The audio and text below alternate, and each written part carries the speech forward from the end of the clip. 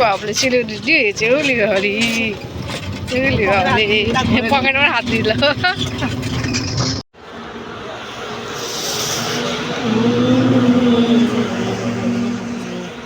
ধরতেছিস ধরে আনতে হবে নাকি আমরা পৌঁছে গেলাম না সামনে বাড়ির সামনেই ওই যে পেট্রোল পাম্প আরেকটা হয়েছে এই পাশে এই যে দেখো ওই যে মামার পায়ে কি হয়েছে ওই যে দেখো ওই দেখো ওইদিকে দেখো ওই যে এক্সরে করতেছে এক্সরে এই যে এক্সরে করবে ওদিকে আসো এই এক্সরে মেশিন কত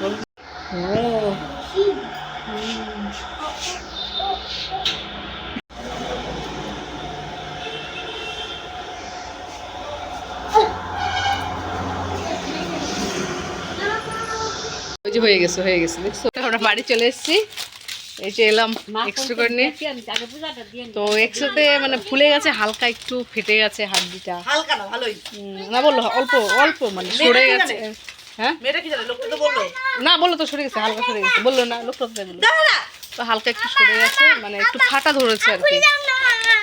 এগুলো আগলা হয়ে গেছে হাইতে গেছে তো এটা মানে হচ্ছে প্লাস্টার করতে যেতে বললো হয়তো বললো 10 তলা মানে 10 তলা বলতে আমাদের সুপার স্পেশালিটি হসপিটাল যেটা হচ্ছে জলপাইগুড়ি আরেকটা আছে শিলিগুড়িতে মেডিকেলে যেতে বললো যে কোনো দুটো জায়গায় যেতে বললো তো দেখি কোথায় যায় কিন্তু আমাদের জলপাইগুড়ি গেলেই সুবিধা হবে এক বাসে যেতে হবে মানে জলপাইগুড়ি গেলে কি একটা বাসে যাওয়া যাবে আর মেডিকেল গেলে বাস থেকে নেমে আবার অটো ধরে যেতে হবে জার্নিটা একটু ডবল হয়ে যায় এটা দেখি জলপাইগুড়ি যায় না কোথায় যায় তো যাই হোক স্নান কিন্তু করিনি তো স্নান করবো চলে এলাম রান্নাঘরে আর কি এই দেখো কালকের আছে কত বাসি ভাত কিছু ভাজি নাহলে ভাতটা খাবো কে দে অনেকগুলোই আছে শক্ত হয়ে আছে বাপরে তো হচ্ছে মটরশুঁটি আর হচ্ছে বাঁধাকপিও ভাজছি এখানে ভাতটা ভাজাই করবো ভাবলাম তো ঠান্ডা ভাতটা একদমই ঠান্ডা তো ভাজলে গরম হবে খেয়েও নিবে সবাই ঠান্ডা ভাতটা না খেতে যায় না যতই সবজি করে দেয় ভাজা হয়ে গেছে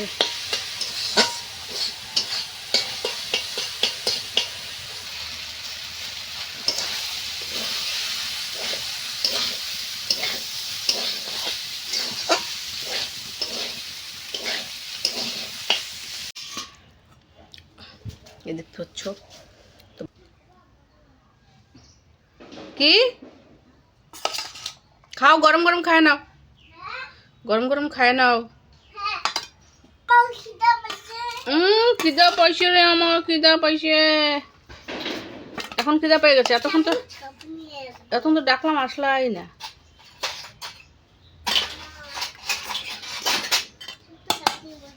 ওই জন্য